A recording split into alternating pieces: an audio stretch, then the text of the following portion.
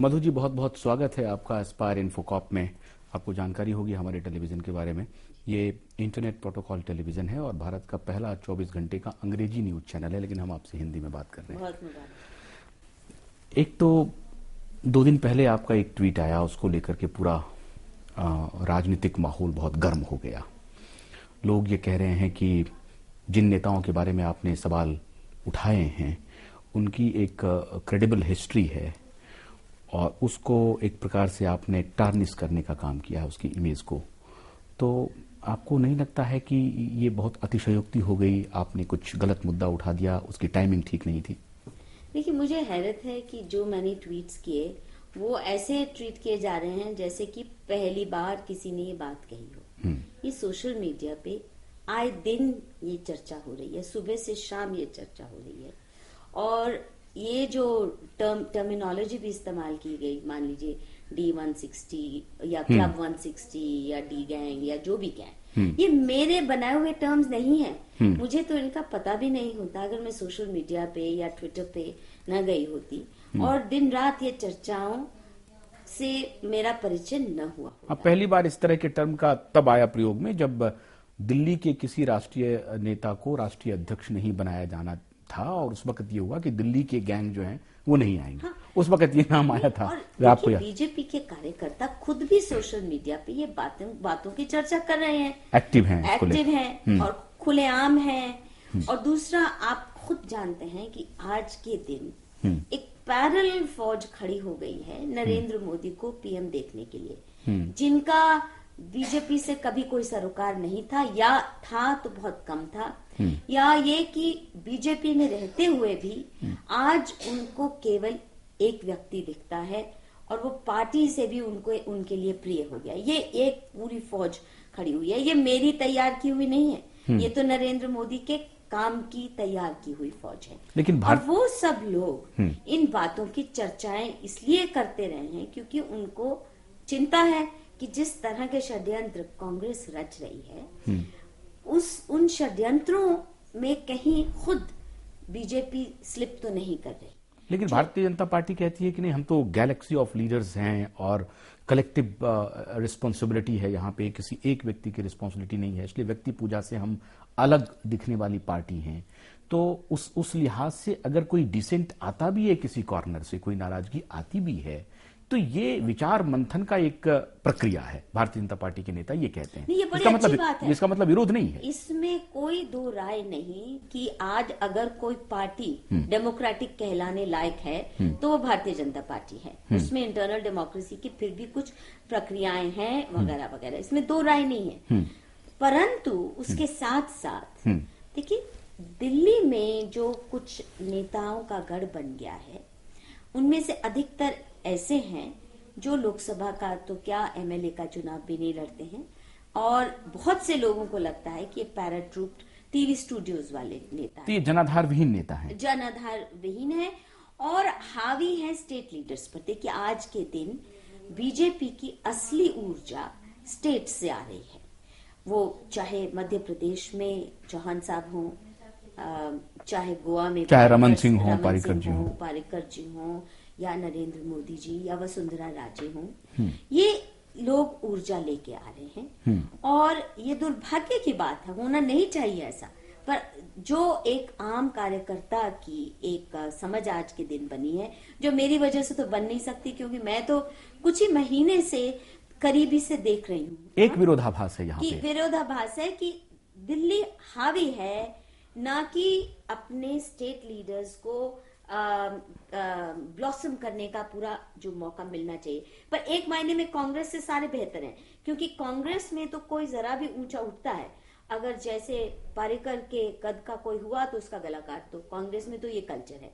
BJP में कम से कम ये नहीं रहा। अपने स्टेट्स में इन्होंने जगह दी तो तभी इतने बड़े कद के नेता, इसके लिए तो कम से कम ये तो मानेंगे ना कि जो सेंट्रल लीडरशिप है वो अगर किसी को स्पेस देता है और फिर वो परफॉर्म करता है तो फिर उसको लीडर कंसीडर भी करते हैं सेंट्रल लीडरशिप। दोनों बातें हो रही हैं। ये मेड बाय सेंट्रल लीडरशिप तो है, ये तो मानेंगे आप, क्योंकि इंटरनल डेमोक्रेसी है। नहीं, ये देखिए, इसमें थोड़ा सा मैं ट्वीकिंग करना चाहूंगी। जो आपने कहा वो भी सही है, उसमें ट्वीकिंग की भी जरूरत है। कांग्रेस में तो क्योंकि एक dead hand of high command है, गांधी परिवार हावी है, वो किसी को ऊंचा उठने देने वाला, और एकदम गला काट देते हैं जिसका जरा भी कद ऊंचा हुआ, और इसीलिए कांग्रेस तबाही की ओर चलती जा रही है।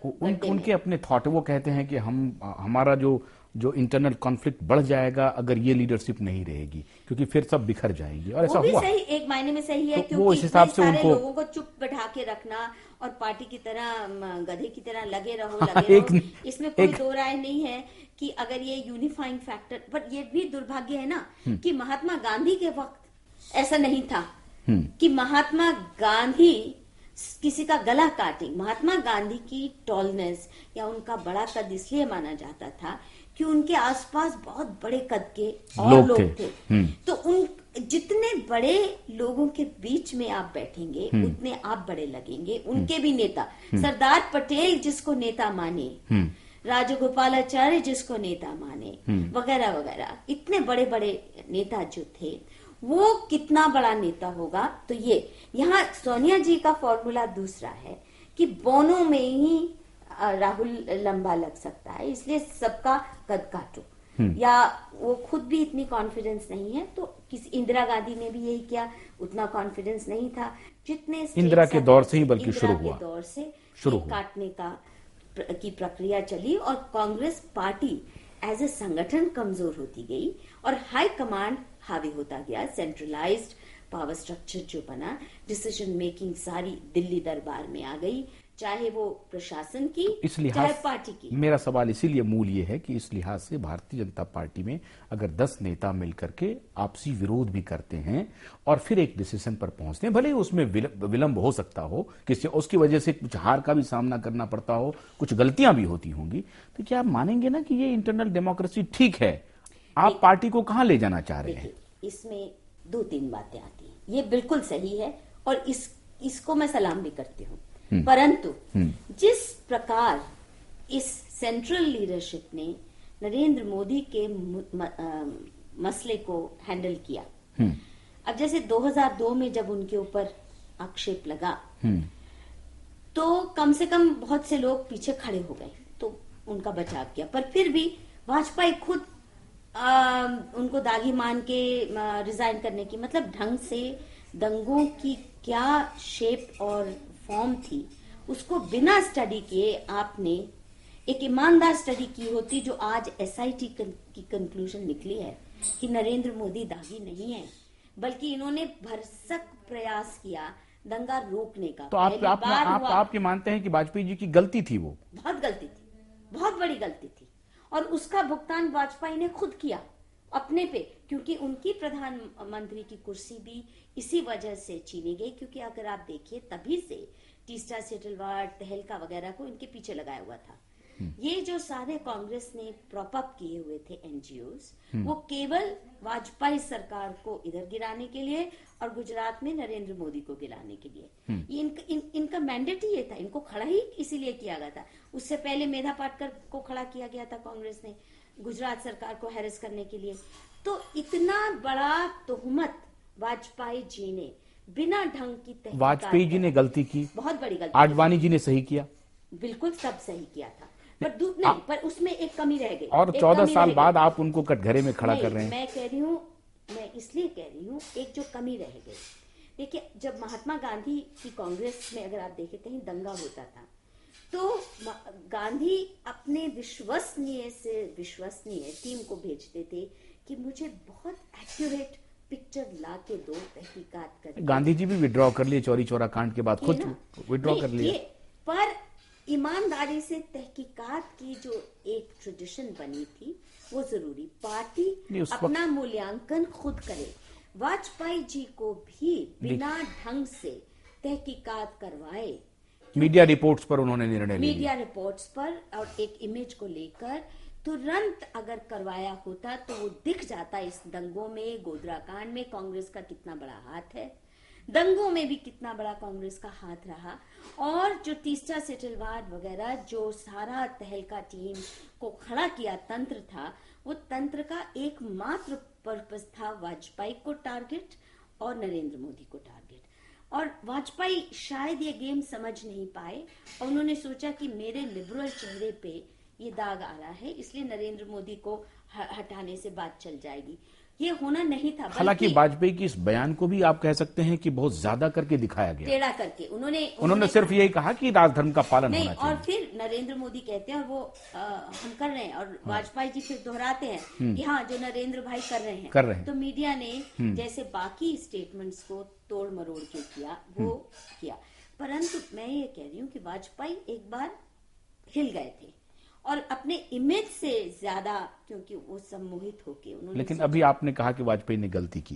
मैं जब मैंने आपको याद दिलाया कि नहीं, आपको लगता है कि नहीं वाजपेयी ने गलती नहीं की, ये उस वक्त की जो सिचुएशन थी उसके हिसाब से उन्होंने ये कहा होगा। नहीं, मैं देखिए सिचुएशन की बात नहीं मैं कह रही हूँ, मैं ये कह रही हूँ कि अपने किसी कॉलीग पर, खासकर जबकि दूसरी बात, अब ये तो हो नहीं सकता कि वाजपेयी जी को न पता हो कि फरवरी 2002 में नरेंद्र मोदी राजकोट से जो चुनाव लड़े और जीते, वो कांग्रेस पार्टी को, जो न्यूज़पेपर क्लिपिंग्स का मैंने प्रयोग किया मेरी किताब में, मोदी मुस्लिम्स और मीडिया जो किताब है उसमें एक पूरा चैप्टर है कि भारी बहुमत मिला मुस्लिम वोटों का नरेंद्र मोदी को।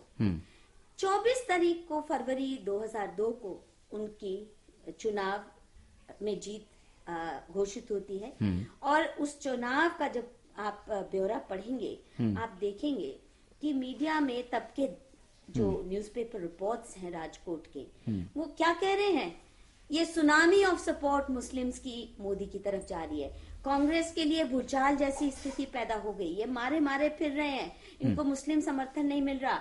28 या 32 मुस्लिम संगठन खुलेआम राजकोट में मोदी की प्रचार में निकलते हैं और बड़ी बड़ी रैलीज होती हैं, मोटरसाइकिल रैली हो रही है बोहरा मुस्लिम यूथ की, और तरह तरह के मुस्लिम संप्रदाय, जिसमें एक सलू भाई का नाम आता है बार बार, सलोट, उन्होंने जिस तरह की एक सुनामी ऑफ सपोर्ट जो न्यूज़पेपर्स के तहत मैंने उसका बयान पढ़ा, लेकिन बड़ी मेन स्ट्रीम मीडिया ने उसको दबाया। नहीं, पर बीजेपी को तो पता होना चाहिए था, इनको तो पता होना चाहिए था कि जो व्यक्ति पहली बार जो वाजपेयी नहीं कर पाए, मुस्लिम कभी वोट वाजपेयी को भी नहीं मिला, उनको सलाम दुआ करते थे, उनको अच्छा कहते थे, वोट नहीं दिया। जो बीजेपी का कोई नेता नहीं कर पाया वो नरेंद्र मोदी ने कर दिखाया, तो वो नरेंद्र मोदी क्यों दंगा भड़कवाएगा, वो क्यों ऐसा करेगा। दूसरा,